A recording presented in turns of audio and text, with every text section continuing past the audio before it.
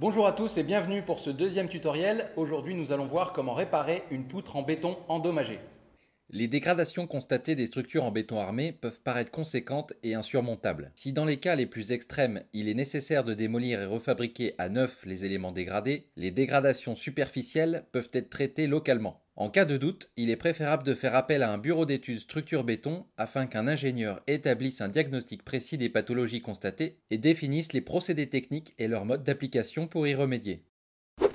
Voici la liste des outils qu'il vous faudra pour réparer votre poutre en béton. Un marteau, un burineur électrique ou burin, une brosse métallique, une balayette, un pinceau, une taloche, une truelle, un bac à gâcher et bien sûr des gants et des lunettes de protection. Voici à présent la liste des matériaux utilisés pour la réparation de notre poutre en béton armé dégradé. Un revêtement anti-corrosion. Il s'agit ici d'une peinture monocomposante solvantée permettant la passivation ou le ralentissement notable de la corrosion des armatures métalliques. Un mortier mince d'imperméabilisation composé de ciment, de charge minérale et d'adjuvants. Les produits hydrofuges contenus dans le mortier se combinent à la chaux présente dans le ciment, permettant de réduire la perméabilité et l'absorption capillaire du béton. Ces produits sont proposés par d'autres marques que vous trouverez dans la description. Et enfin de l'eau minérale que vous utiliserez à la fois pour humidifier les poutres et pour la préparation du mortier. Voici l'état initial de la poutre endommagée que nous allons réparer. Donc la première chose qu'on va faire, c'est qu'on va sonder. Donc on va taper très légèrement pour détecter les zones fragiles. Donc vous voyez que ça sonne creux. Voilà, donc là on est dans la bonne poutre. Donc toutes les zones où ça sonne creux, c'est là où la poutre est endommagée et c'est là qu'il va falloir démolir et refaire à la place. Déjà des parties, des morceaux entiers qui sont en train de tomber. Donc vous voyez sur cette plaque que l'eau s'est infiltrée et a complètement corrodé les armatures. Donc il va falloir aussi les traiter.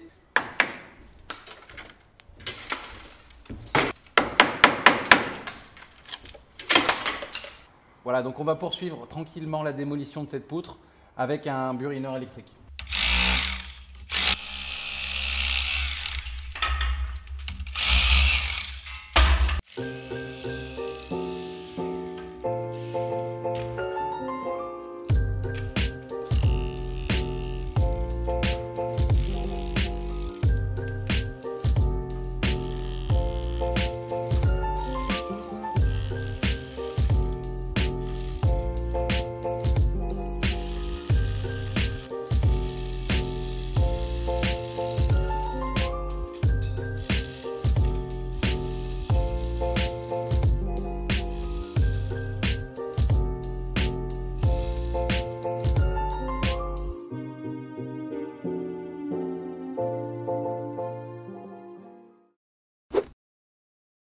Donc maintenant, avec votre brosse métallique, vous allez brosser toutes les armatures visibles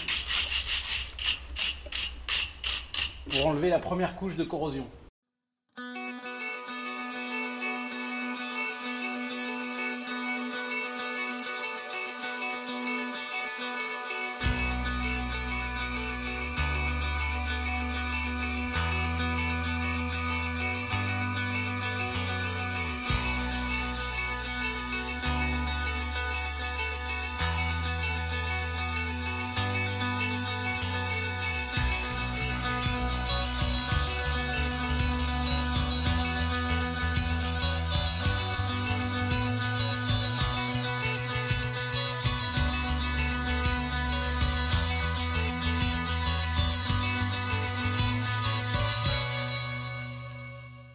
Donc là, deux phénomènes qui ont engendré la dégradation de cette poutre en béton.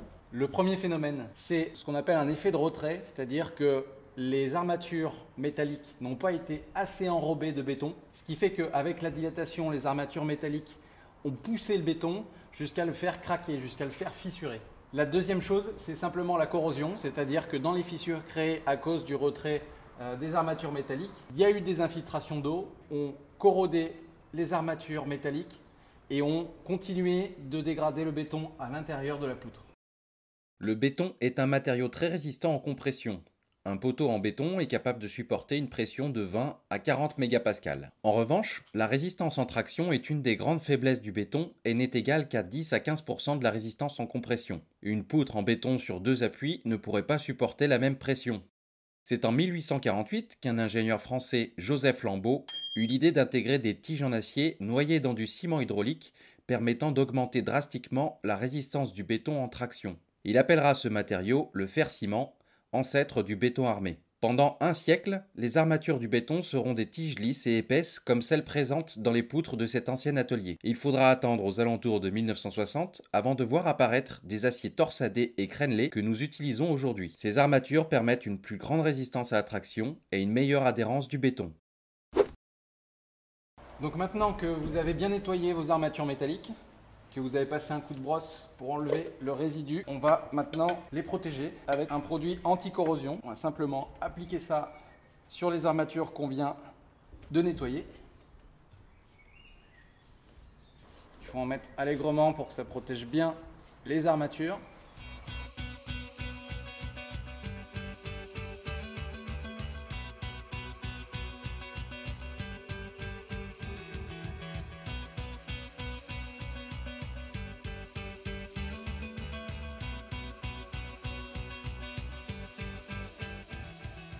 Une fois que le produit est passé, vous attendez environ 2 heures pour que ce soit sec et qu'on puisse commencer la réparation du béton, donc refaire le béton sur la poutre. Une fois que le produit est sec, vous repassez un petit coup de brosse pour enlever toutes les impuretés.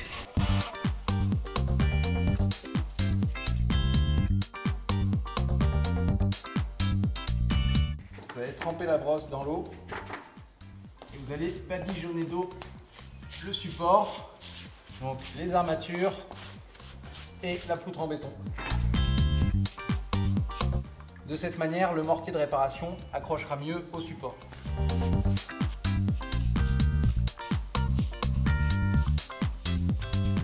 Voilà, maintenant que le support est mouillé, on va laisser sécher et on va s'occuper de préparer le mortier. Donc pour la préparation de votre mortier, vous allez mettre le mortier de réparation dans votre gâche. Comme ça. Le mortier est déjà prêt, donc vous avez juste à rajouter un peu d'eau. Mettez un peu d'eau, comme ça, mélangez.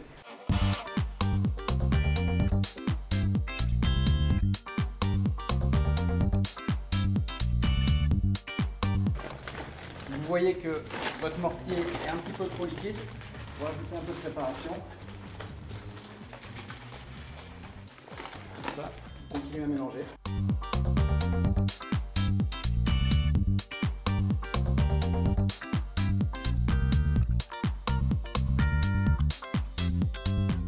Voilà, il faut que votre mortier soit bien gras, pas trop liquide, pour pouvoir bien l'étaler et bien l'intégrer en profondeur pour réparer la poutre.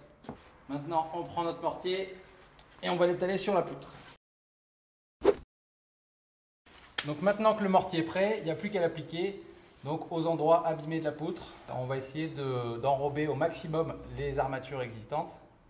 Donc c'est parti. Vous voyez que le mortier donc, est très gras, il colle bien. On va pouvoir le mettre facilement. Et l'intégrer en profondeur. Tienne bien.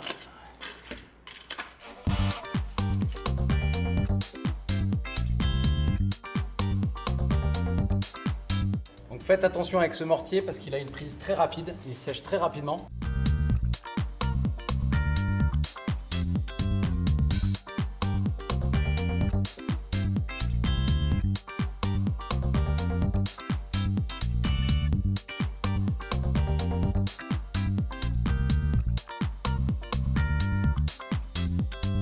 La première couche de mortier est maintenant terminée. Patientez 24 heures pour appliquer la deuxième couche. Voilà, donc la première couche est passée, elle a séché. Il faudra maintenant passer une deuxième couche pour que le travail de réparation soit complètement fini. Ce sera l'objet d'un prochain tutoriel avec une couche de finition en enduit-ciment sur l'intégralité de la poutre. C'est maintenant la fin de ce tutoriel. Je vous remercie de l'avoir suivi. J'espère qu'il vous aura aidé à comprendre comment réparer une poutre en béton. Je vous souhaite bon courage pour vos travaux et vous dis à bientôt pour un prochain tuto.